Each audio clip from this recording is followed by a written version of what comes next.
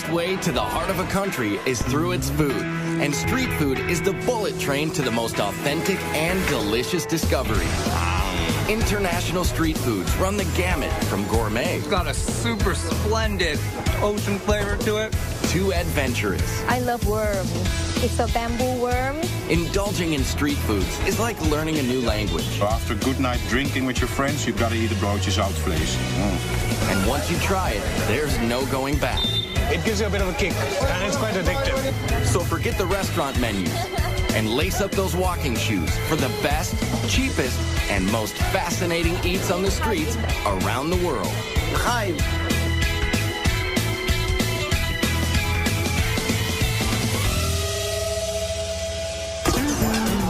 Food. It's the #1 reason people like to travel, and the best place to find it is on the street. There's no better place to rub elbows with the locals and grab a bite that's fast, inexpensive, and speaks volumes about the culture. From Mopani worms in Namibia to hot dogs and pretzels in New York. Street foods reflect the essence of a place. Scoop up a camel spleen sandwich in Morocco, and you're digging into a piece of Berber history. Bite into spicy rabbit heads in China, and you're overwhelmed by the Sichuan tradition of spicy and bold flavors. They're mouth-watering, portable, and cheap. Like the best jerk chicken you'll ever eat from a stand in Kingston, Jamaica for a couple of bucks. Vendors are magicians with just a cart, a grill, and a few fresh cuts of meat and spices. While food trucks are revving up in the United States, street foods have been around for centuries throughout the rest of the world. So we travel across the globe to Jerusalem for snacks as old as the Bible, to Berlin and Amsterdam for sweet and savory flavors from Europe, and to Tokyo, Hong Kong, and Mumbai, dishing up everything from eel kebabs to stinky tofu. And we start in Mumbai, India. It's the largest open-air kitchen in the world. Sizzling hot, crazy loud, fast, and always cheap. Capable of serving, get this, more than 20 million people a day. Mumbai is India's most populous city, a magnet for people and foods from all over the country. You'll get a taste of every part of India on the streets of Mumbai. You won't get that anywhere else. Kalyan Karmakar is a market researcher, but his passion is blogging about street food of his native India. Warm temperatures and dirt-cheap food carts bring practically everyone outdoors to socialize and eat at the numerous cow gullies, which means eat streets. And like this cow gully in the Fort Commercial District, there are always stands noisily cooking up pav bhaji. Pav bhaji is a cross between vegetable stew and gravy served with hot buttered rolls. The base starts with potatoes hand-mashed in butter, along with diced tomatoes, onions, peas, and peppers. And then he's going to add his red masala and then spices and then a touch of lime. It originated to feed textile mill workers in the 1890s. So in India, we don't use spoons all the time. We use like our breads, our hands. It's really delicious. For me, it's really all about the butter. The price is easy to swallow too, just $1 for a plateful. A lot of the food in Mumbai is vegetarian because 80% of the population is Hindu. They consider cows to be sacred, but they do have their burgers. Bombay burgers, that is, otherwise known as vada pav. We call it vada pav. For you, it's Bombay burger. Mumbai's favorite food. It has no meat. It's just a carb fest of potatoes and spices mashed in a ball, coated with chickpea flour and deep fried. The vada pav sells for about 10 cents. Locals eat it for every meal. If you want to taste real Mumbai food, it's on the streets, available on the streets. Yeah. No need to go to a 5-star or any posh restaurant. Well, maybe, but it's better if you're weaned on a very spicy diet. The Bombay burgers come with complimentary chili peppers, which would destroy adventurous eaters in most parts of the world. But not here. No, because we've grown up on this. So, you know, after this, like habanero peppers of Mexico, those are like kid stuff. Like, we can have that in our sleeve. No doubt about it, the street food scene in Mumbai is gritty. Takeout is wrapped in newspaper. Everyone cooks, serves, and eats with their right hand. And sanitation issues make the tap water unsafe to drink, especially for Westerners. It's why most visitors pass up raw fruits, vegetables, and drinks. While there are eat streets all over Mumbai, you'll only find meat dishes in a handful of Muslim areas, like Bendi Bazaar in the oldest part of South Mumbai. It's home to the Borhi Mahalla neighborhood, with dozens of stands and holes in the wall where rich and poor rub elbows and break bread. Starting with the famous Indian flatbread called roti. Here at the Mohammed Khan Bakery, the process hasn't changed in hundreds of years. Whole wheat flour, water, and a pinch of salt. Hand-kneaded, flattened on a cloth-covered bowl, and then slapped inside a clay tandoor oven. Like even the aroma, it just makes you smile. I mean, this is like what bread was meant to be. They ship rotis all over India. And just down the block to this shop, cooking barahandi, or 12 vessels. Naheem Hyatt's family has owned this place for 3 generations, where they've got cow, goat, and lamb feet, rumps, brains, and bone marrow, simmering in curries and sauces all day. It takes 12 hours to get cooked. We put out the recipe in the morning, then we arrange it in the evening. Kalyan is joined by Mr. Mosin. He's, one of the regulars here. And now we are going to start and we'll let you know how. So it's chota ka paya, and paya means trotters. Trotters. Paya means trotters. That's goat feet to you and me. This is the marrow. We suck out the marrow out of bones, but they've done it for us. So you just got this like marrow over here, and you dip your roti into it, take it out. This is to be eaten with our hands, not with a knife or a fork. Yeah. And you sort of dunk it in. Yeah. So let's do that. Fond of such food. I love it. You've got a meaty flavor, so it's very, very decadent and sinful. And the slow cooking makes the meat literally melt off the bone, even a tailbone. Look at this. I mean, it's like one of Mr. Mosin's mattresses. I mean, like it's like softer than a feather mattress. Fantastic. Good. There aren't many places like this left as younger consumers want faster foods. But for lots of Mumbaikers, the most popular spots for street foods and socializing are Mumbai's beaches. It's what life was before malls were developed. So it's really the malls for most of Mumbai. And here at Juhu Beach, people come for the cool breezes and the chops, or snacks. These are made of puri, fried flour dough, some flat, some formed into hollow balls, all topped with variations of potatoes, chutney relishes, and spices. It's a little bit spicy, but it's a tasty food. It's a mix-up of all the vegetables, tomato, onion, and all, so it's very yummy. The variations are as endless as the streams of locals and tourists walking along the sand. Yeah, I'm not too good with spice, so I have to try and find things that aren't too hot. This isn't too hot, so it's good. Got like skewers and stuff off the stick, they're beautiful. But yeah, a lot of veggies as well, it's good. And desserts as well, there's a lot of excellent desserts. Desserts, like the gola, crushed ice, doused with several different flavors of tart and sticky syrup. There's just no neat way to eat these things. Or a faluta. You can get them in different sweet flavors. This one is rose, mixed with noodles, seeds, milk, and ice cream. Hard to tell whether to use a straw or a fork. And to top off a night at Juhu Beach, there are prawns, a beetle leaf stuffed with dried fruits and spices. And it's a digestive and a slight, it gives you a bit of a kick. And if the mildly addicting stimulant in the beetle leaves isn't enough of a kick for you, get this. They dress them with a thin layer of real silver, just for show. But you don't need silver to eat like a king in Mumbai. Because the street food is so incredibly cheap and delicious. I love Mumbai. I'm addicted to Mumbai. It's a bit like Hotel California. Once you check in, you just can't check out. And while it is tempting to linger in India, why miss out on one of the most delectable combinations of sugar and butter you'll ever find? They're very good. This diet buster is coming up later in Amsterdam. But first, it's time to pack on the protein. And in Bangkok, it either slithers, scurries, or squirms. I love worm. It's a bamboo worm. Oh my God, I want to taste it. Bangkok, Thailand is one of the fastest growing, most modern cities in Southeast Asia. With a population topping 9 million and counting, it's a city that never sleeps while it pulsates with culture, fashion, and cuisine, peddled by immigrants from around the region.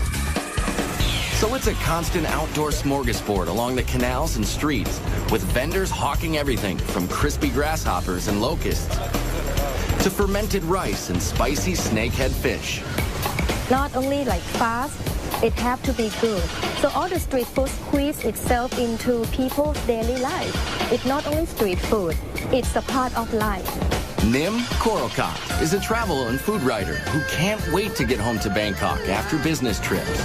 And I'm just fall in love with food because what Thai people love so much, I'm just ordinary Thai. We love food. They love food so much, locals eat multiple small meals all day and all night. It's always a party on the streets. Starting with seafood sold from boats along the canals that crisscross Bangkok. Here at the Tailing Chan Floating Market, sellers paddle up with fresh fish, portable grills, and spicy fixings, all on their boats. This is absolutely the best place to find the food in a very unusual atmosphere. Today's catch? Prawns, mussels, and snakehead fish, with traditional Thai sauce that combines sour, sweet, salty, and spicy tastes. And for a finishing touch, homegrown basil leaves.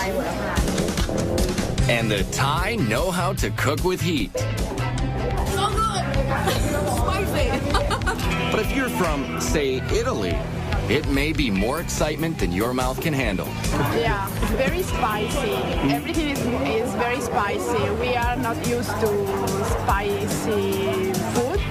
But this British couple says they'd rather eat papaya salad and pork satay here than at any restaurant. And why not, when this meal costs less than $3? Oh, you can't beat the street food. It's cheap, it's authentic, it's tasty. I mean, the seafood just comes from the waterways. It's just amazing. You live like a king here for no money at all. Delicious.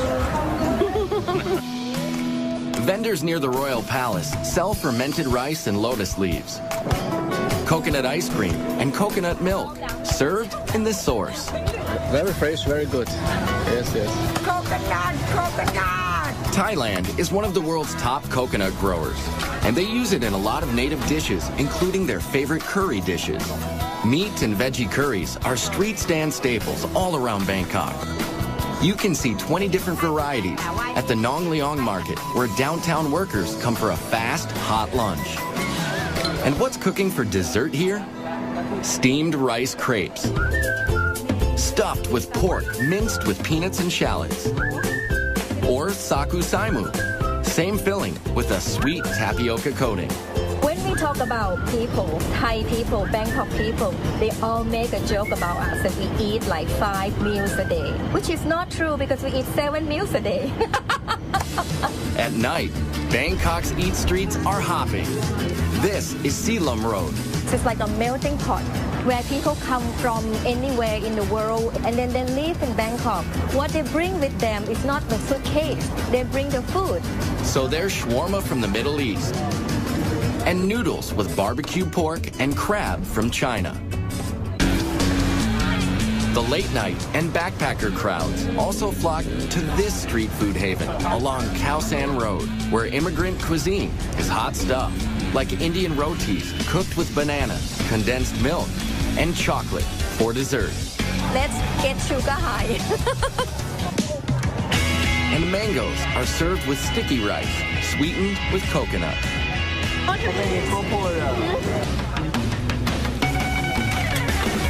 And it wouldn't be Thailand without pad thai. But this iconic dish is cooked in several different ways, down to the choice of 4 kinds of noodles. This close to the sea, shrimp is a popular version. It's cheap and it's safe and it's really nice. But here's where it gets interesting. Yes, we've saved the best for last. Crunchy, spicy, crispy, bugs. I love worms. It's a bamboo worm. Frying bugs and selling them has been a calling for Mano Parnatharn for 20 years, bringing a taste of home from northeastern Thailand to the big city. Locusts, grasshoppers, bamboo worms, scorpions. For Thais, they are a major source of protein. But for tourists, the grasshoppers and other creepy crawlies are a test of bravery. It's like chicken. Especially this giant water beetle. I'm scared. Oh, it makes me proud. Yeah, it's kind of like a nice snack, I think. How is it? And how about a baby frog chaser with a spritz of soy sauce? Easy. Good. Like a chicken, yeah? Yeah, like a thin chicken. This tough guy orders one locust, but gets more than he bargained for. Yeah, for 20 baht you get a whole bag of locusts. That's about 65 cents for the family pack. It's very salty and crunchy, which I thought they'd be sweet locusts, to be honest with you. And I'm a little disappointed, but it's not actually terrible if you don't think about it too much. But it's impossible not to think about what you're biting into in Hong Kong, where your nose keeps reminding you. I smell dead people. That's what's coming out of this bag. That's coming up later. But first, it's Back to the Future in Germany, where you find an ingenious cross between the Jetsons and age-old tradition. It's the best I've ever eaten. Visitors to Germany come to savor the old world charm or stop at milestones of history, like the site of the shattered Berlin Wall. Restaurants are usually expensive, and you don't hear much about the street food. But you can find cheap eats at a nearby Imbiss, which means food stand in German. You'll find them all over the outdoor weekend markets in Berlin, like the Winterplatz.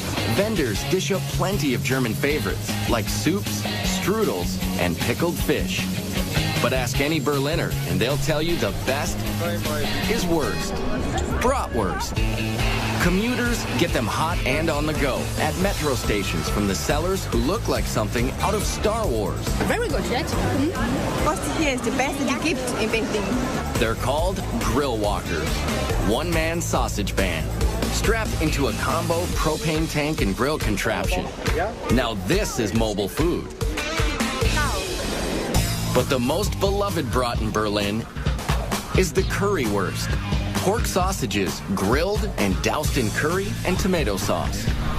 And one of the most famous currywurst joints is Curry 36, where you can eat inside or out. But most currywurst is grab and go. I asked them where you can get the best currywurst in Berlin, and they told me Curry 36. So I'm here now to taste, and it's great. Urban legend has it that in 1949, a German housewife traded liquor to British soldiers for the hard-to-find curry spices. She cooked up the cheap but filling dish. This meal deal is less than $4. Oh yeah, really good. Over the years, Germans have acquired a taste for Mediterranean fare brought by Turkish immigrants like this modest guy. Come to Mustafa's Kreuzberg, Berlin City, richtig. Best kebab in town.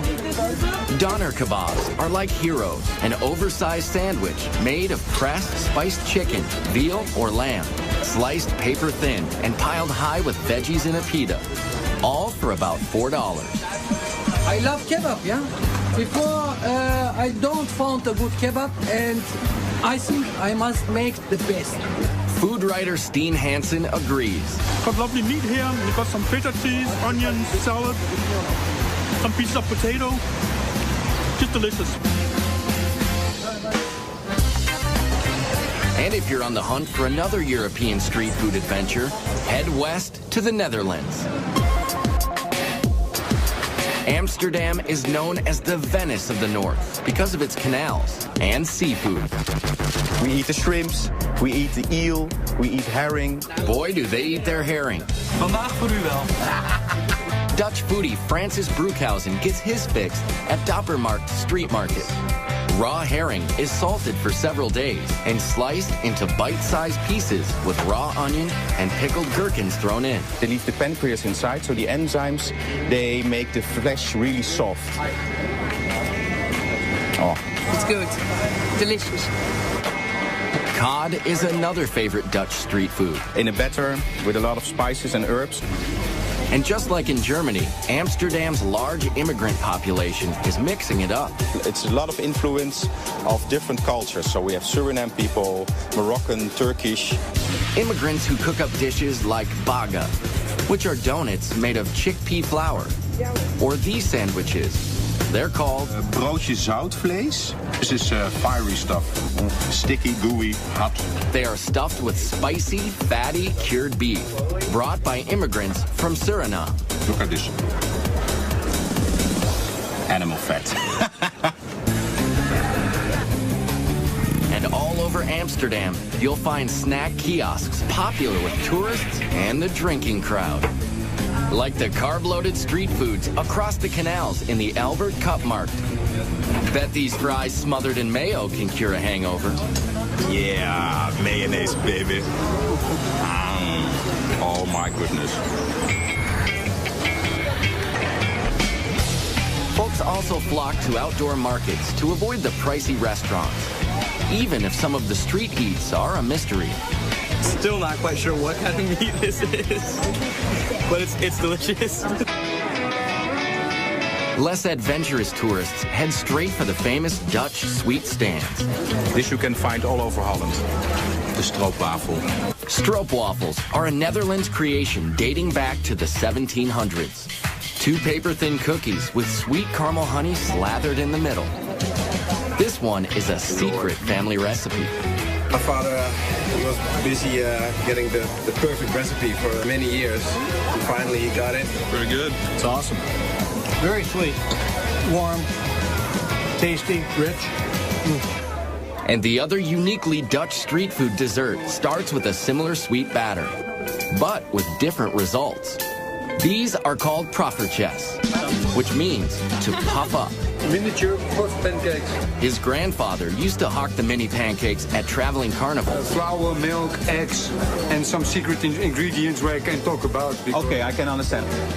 Yet another Dutch health food, served hot and topped with powdered sugar and butter. Lots of butter. They're very good.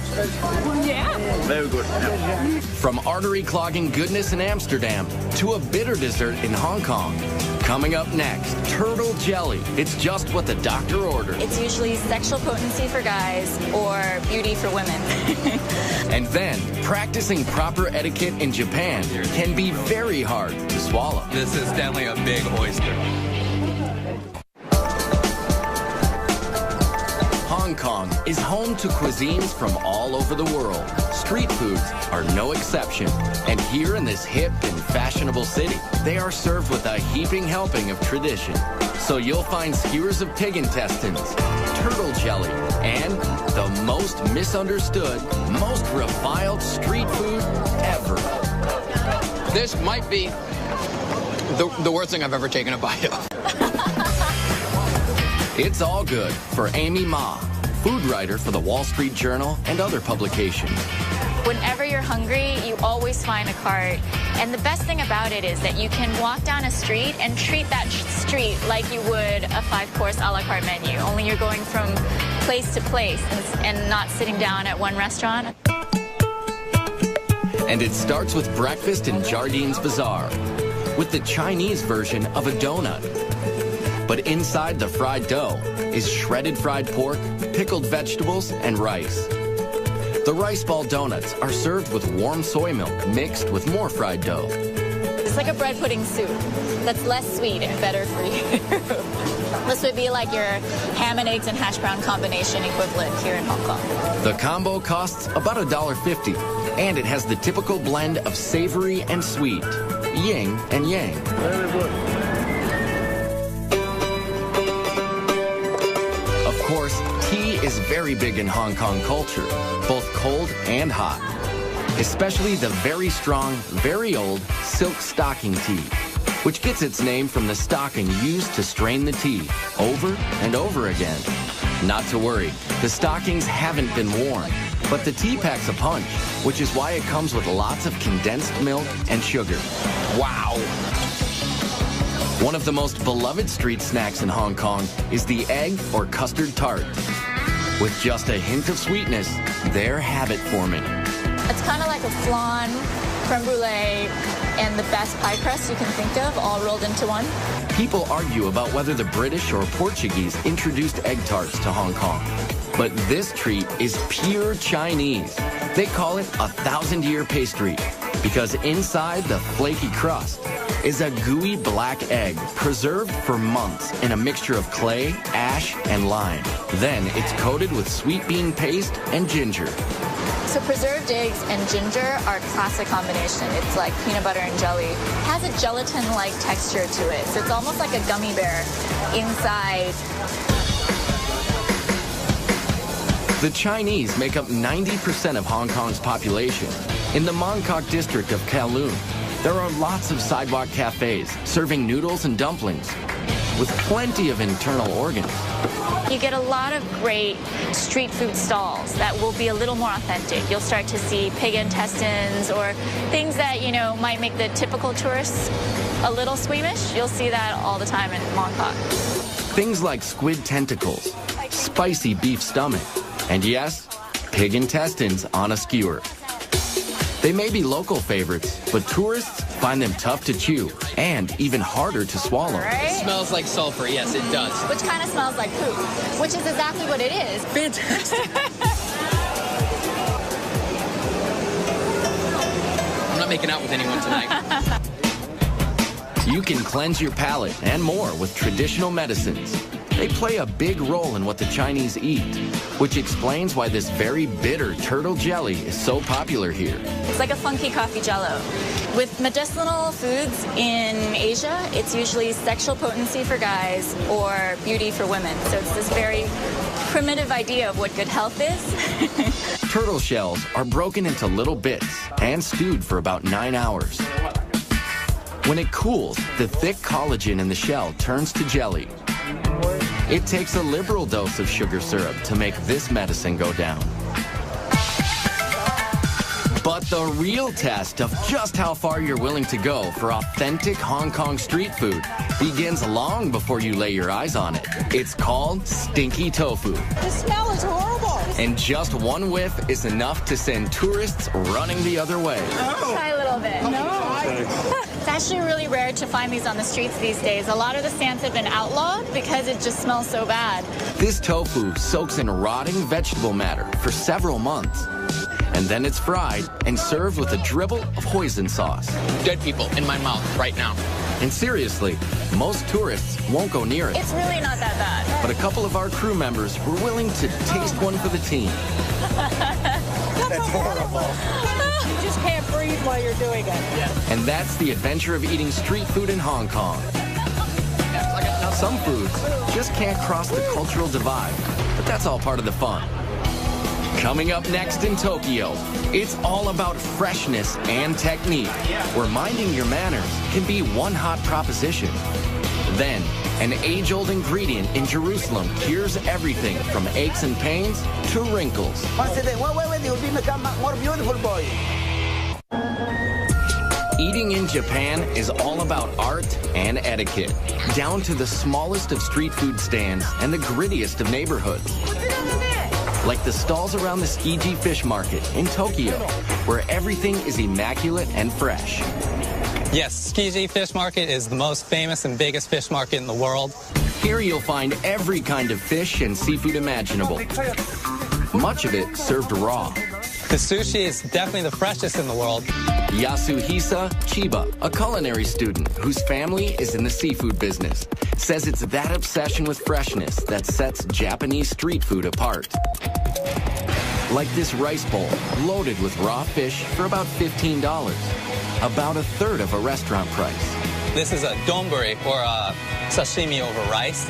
Very popular around here because everything is in one place. Very rustic, easy to eat, and inexpensive, but super good.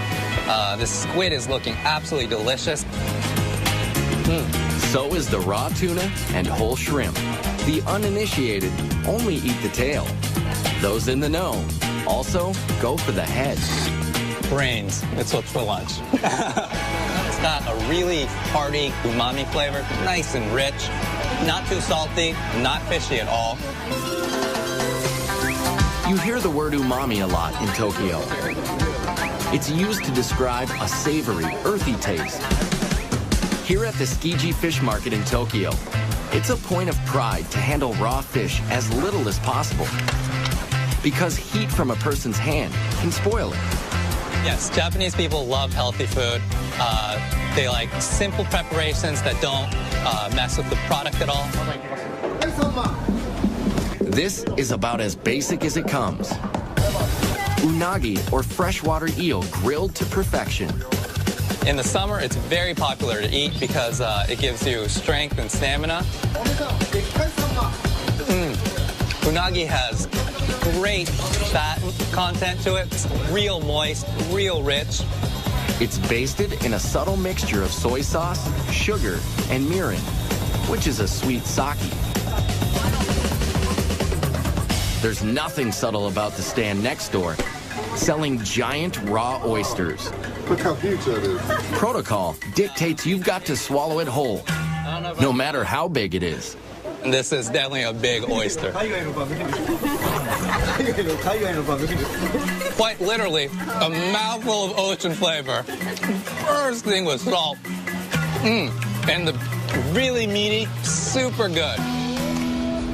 Another popular street food is much easier to swallow. It's ramen soup with lots of noodles and broth. You have to slurp. I know it's very rude in America to slurp your noodles or pasta, but in Japan you have to do it for it to be delicious. There are a lot of rules you need to know when eating in Japan, like how to bow to your server, how to add wasabi, when to pick up food with your fingers, and yes, the right way to slurp soup. Slurping helps you breathe in the aroma. The Japanese experience food with all of their senses, like the way they eat takoyaki or octopus balls. At this stand in the Yamiyoko district, a no-frills outdoor market full of food stalls. To be clear, these are not octopus testicles, they are octopus tentacles, chunked into a pancake-type batter. They're topped with dried fish flakes, seaweed, and smothered in mayonnaise. The rule is to devour them straight from the fire. It's like eating hot lava. Not an overwhelming octopusy taste. It's a lot of hot batter and the nice sauce that's on there. Tokyo is not like Mumbai or Bangkok, which have food stands all over. Here, you have to know where to look, like the Asakusa district. The street leading up to the oldest Buddhist temple in the city is lined with old-time vendors, serving up traditional treats, like marinated seaweed. It's not overly salty, it's not overly powerful, just got that nice umami flavor, and it's very healthy, you can tell, but it's delicious. Now, this guy spends hours scraping the kelp and soaking it in vinegar. This just might be an acquired taste, according to these Australians. I think it'd be interesting in soup or in steaks rather than just by itself. Though they love their seaweeds and creatures, the Japanese could not survive without rice. We use rice for everything. It used to be used as currency, and not only do we eat it for every single meal, it's used to make sake, shochu, desserts. Desserts like these, kibidongo. They're balls of sticky rice pounded and coated with sweet bean powder. There's senbei, a dry, crunchy rice cracker. This one is a wasabi seaweed flavor. It's cool to watch how they grill them in the back. And this woman transforms rice crackers into something you'd swear was meat, just by soaking and spicing it. If you told me that it was a beef intestine or a tripe, I might believe it. Nope, it's really rice crackers. And after a long day of eating, it's sake time, which, by the way, is also made of rice.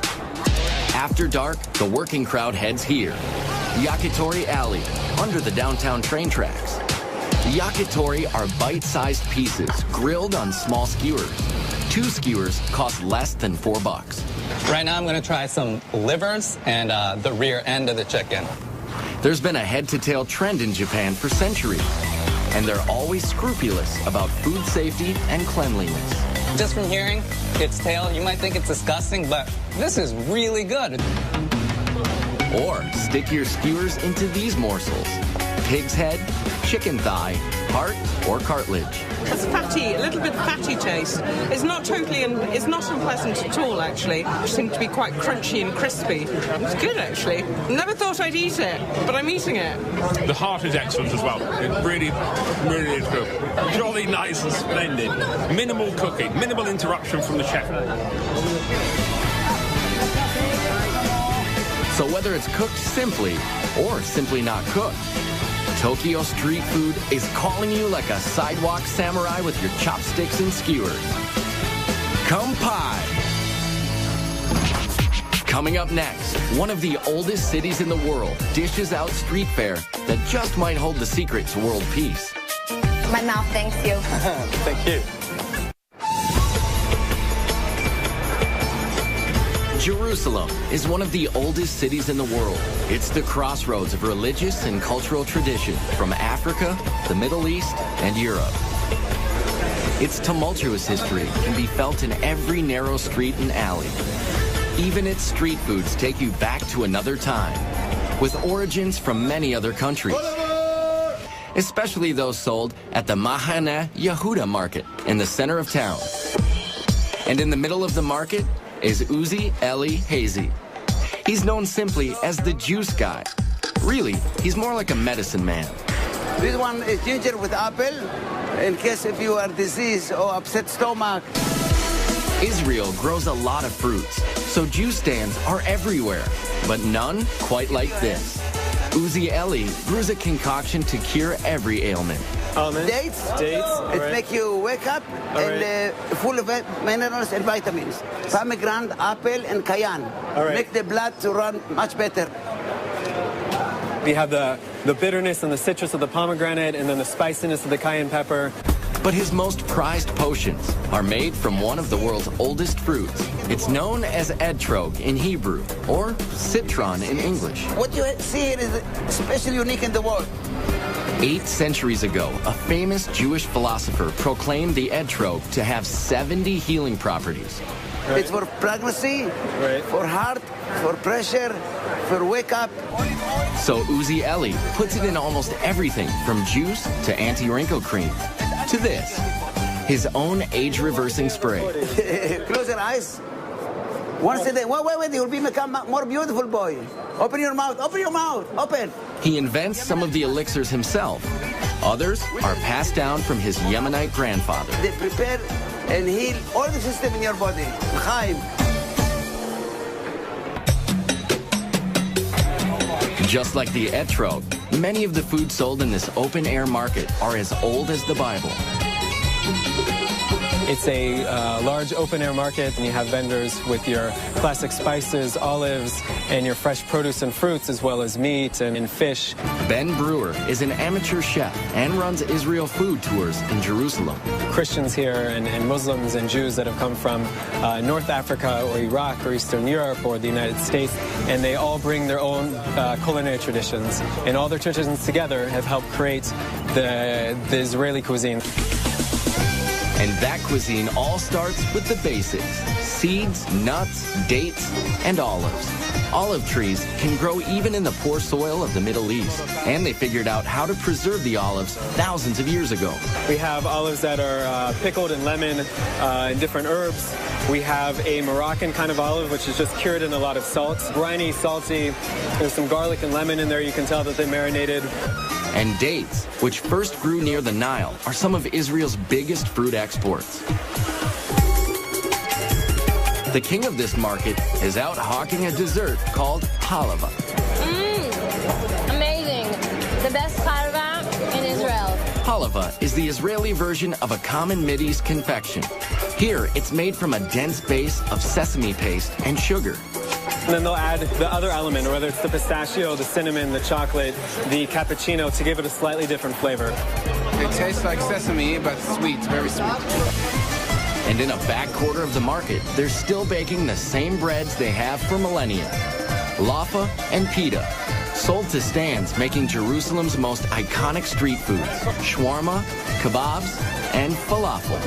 Every ethnic group makes its own versions of falafel, but they're all basically ground chickpeas and spices, molded into little balls and deep fried. It's so good, really, because also it's crispy. All of the people around the world like falafel. Kebabs also originated in the Middle East, and although many cultures have adopted them, you can't beat the real thing just outside the ancient walled city of Old Jerusalem. And at $5, the price is right. This is a part of their culture, and to experience some of the country, so I think it's a good idea. And it's also cheap. Yeah, exactly. Some of it you get at restaurants is the same, I think, but just overpriced. Jerusalem is the crossroads of many cultures and religions. The Arab Quarter is just inside the walls, through the nearly 500-year-old Damascus Gate. The Shoot, or Bazaar, is a maze of ancient alleyways, selling everything from clothing to all kinds of Middle Eastern foods, like pastries and shawarma. Shawarma is made by alternating layers of seasoned meat and fat onto a vertical skewer and slow roasting it so the fat makes it moist and tender. It's the perfect food for eating on the go, and it's habit-forming. Al Eilat has specialized in chicken shawarma for 72 years. That looks really good. I'd like to order one shawarma, please. Sure. Would like to have in pita bread or in the lafa bread, the Arabic bread. Decisions. The choice of salad toppings is endless. And it's finished with a drizzle of tahina, a sesame sauce. Abed Hafiz has been cooking it all his life. It's my grandfather's restaurant. It's a burst of flavors. My mouth thanks you. This is the best fast food in the world. I love the food very much. And that's the delicious lesson found in the ancient traditions of street food in Jerusalem. No matter where you come from or what religion you practice, it's the one thing everyone can agree on. And all around the globe, street foods are bridging cultural divides. So Hindus and Muslims can break roti together in Mumbai. The Japanese can keep up their ancient food rituals even on the go. In Hong Kong, locals can still find old-world foods and drink herbal remedies at stalls in the middle of a modern metropolis. And the Bangkok Eat Streets offer a melting pot of cuisines. While in Berlin and Amsterdam, you can find natives, immigrants, and tourists lining up to taste the best of all worlds at great prices, keeping alive the tradition of street foods around the globe.